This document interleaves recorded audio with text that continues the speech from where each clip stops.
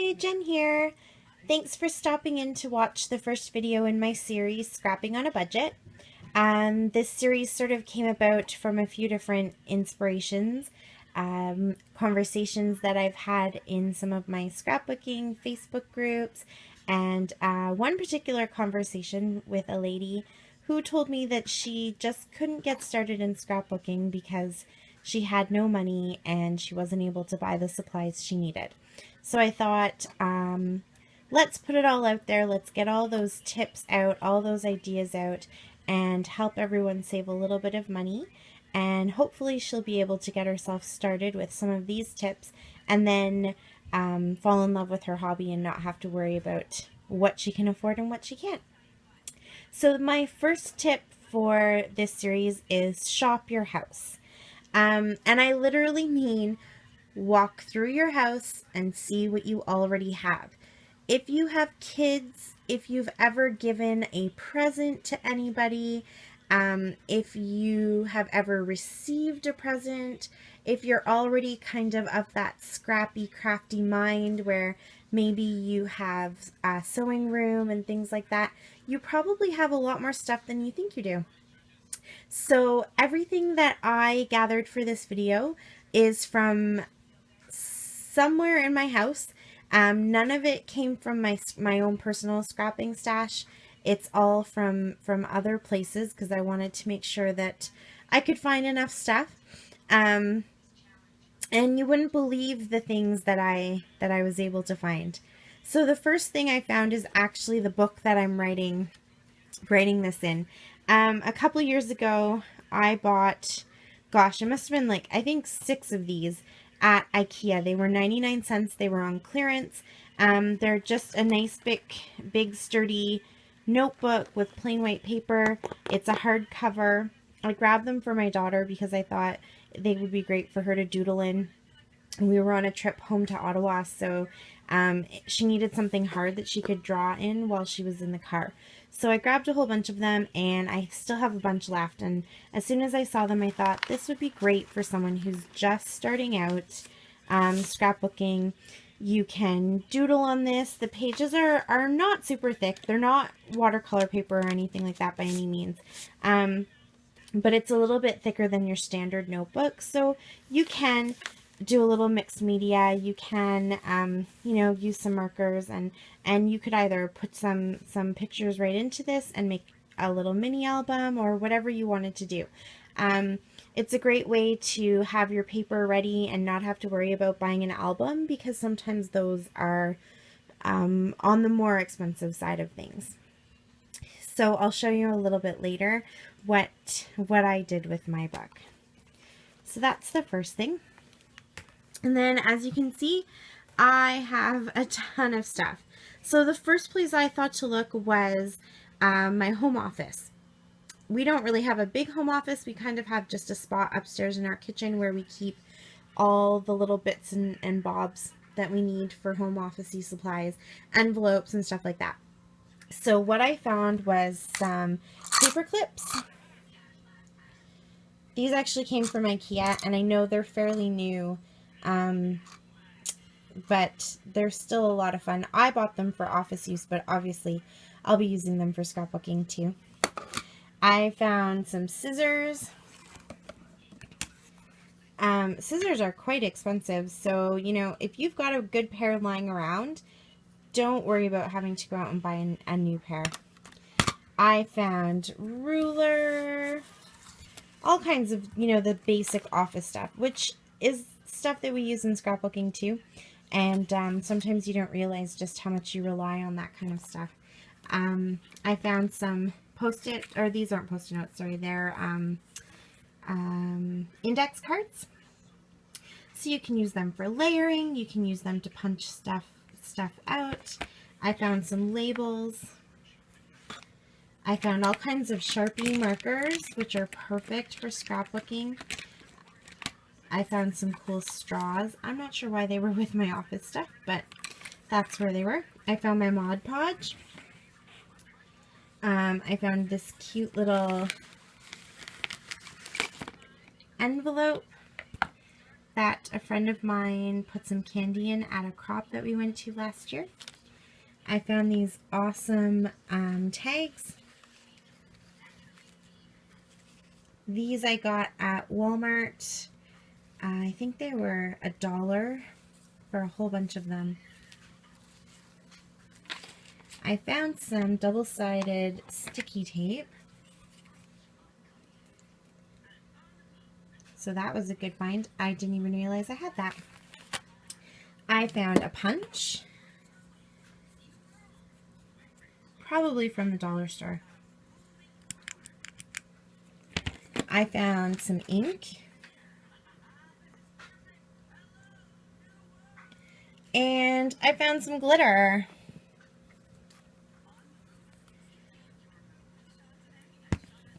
So that's all stuff that's definitely usable. And then I moved on to a little box of stuff that I keep from when I used to make hair clips for my daughter. She doesn't like them anymore. She's outgrown the hair clip fad, but I still have a ton of stuff. So I found this cute little bag and some fabric that I used to use. I would roll it up to make little flowers for her hair clips. I found a whole bunch of ribbon, just the bits and pieces. Embroidery thread.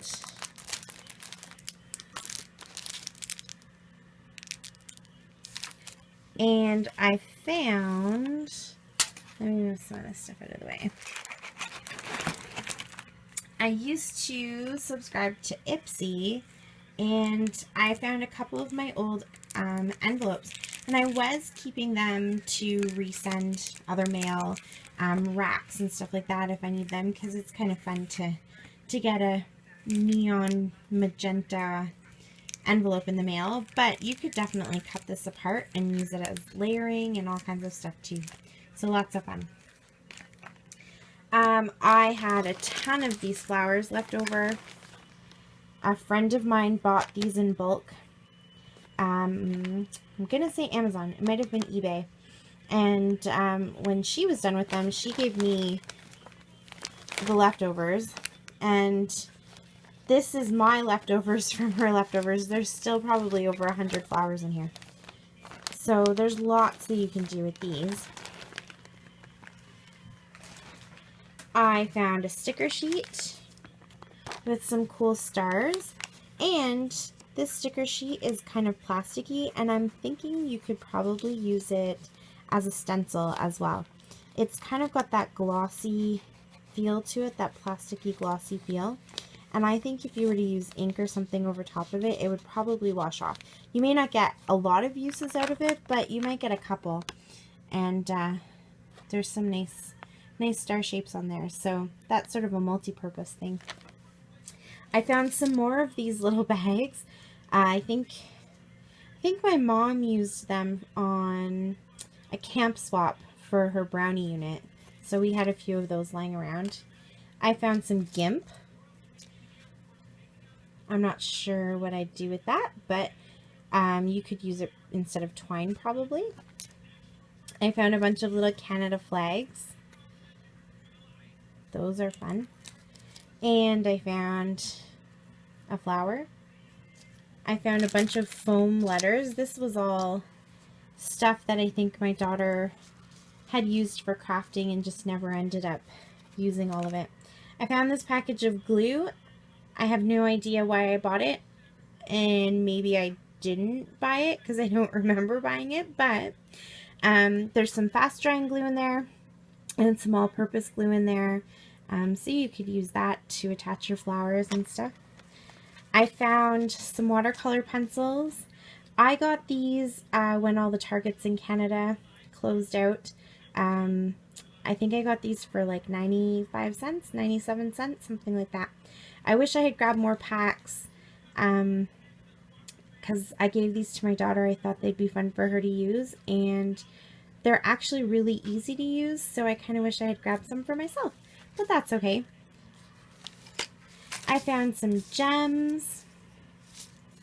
I found a whole bunch of just random cardstock.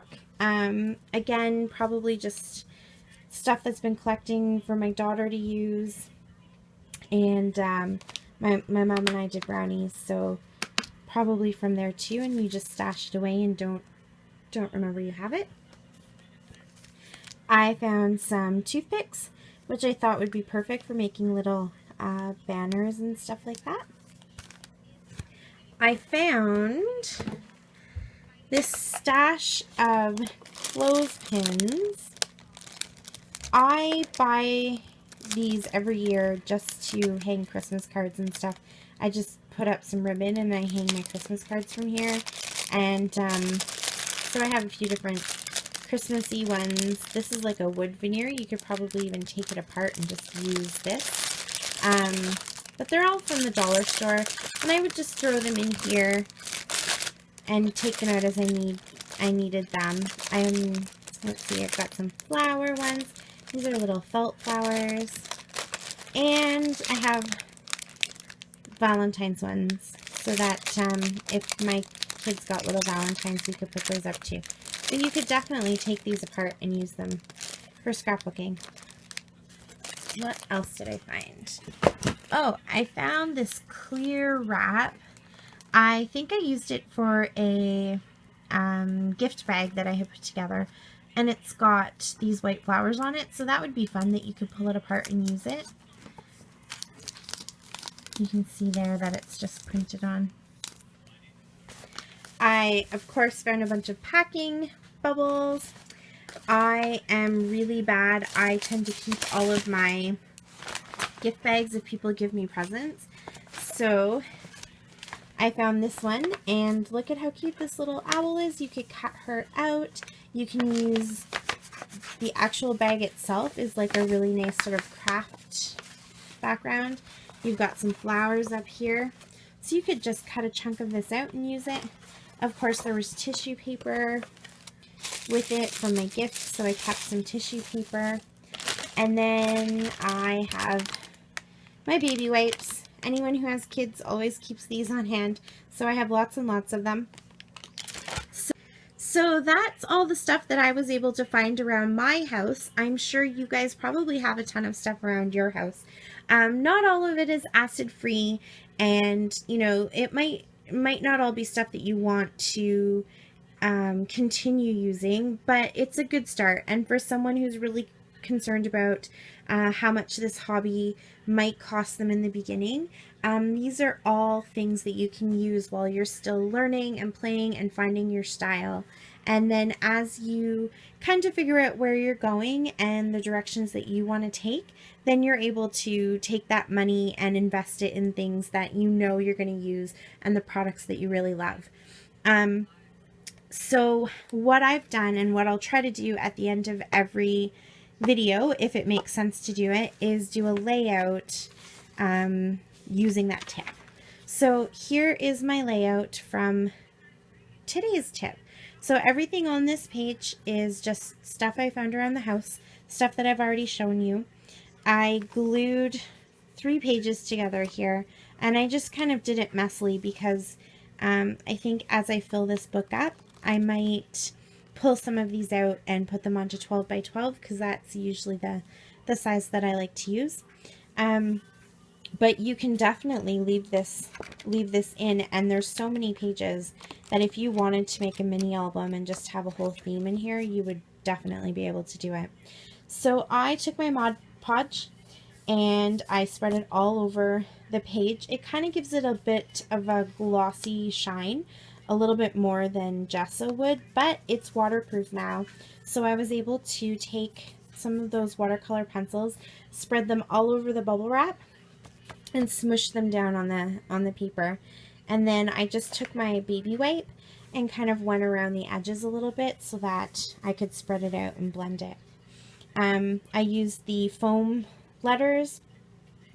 I used a straw that I just twisted into a little rosette. I used some of the little gems, some of the tissue paper because it matched the tissue paper that was used in the picture. I used some of the tags for the journaling and one of my Sharpie pens, and voila, that's all there is to it. It was a really simple, basic layout, and it took me about 10 minutes just to throw everything together. So the Mod Podge dries a lot faster than gesso does. I did keep it very thin. I just wanted enough to make sure that I could play around with some of the watercolor because I wasn't quite sure what I was going to do. But even still, it definitely dries a lot faster. So that's really nice. I was able to channel my inner Wilna and play with my Mod Podge a little bit. So that was fun. Thanks, Wilna. And yeah, so that's it. That is my layout and my tip for the day. So I hope you guys are able to go and shop your house and come up with some great ideas to repurpose things, or maybe even find stuff that you had totally forgotten you'd even purchased, and have a little bit of fun. Thanks so much for watching. I really appreciate it. And if you guys have any tips or ideas or anything that you'd like to share, please feel free to leave them in the comments. If you've made a video about your money saving tips and ideas, by all means, post it down in the comments below and I can direct everybody to that video and we can spread the money saving love around. Thanks so much. Talk to y'all later. Bye.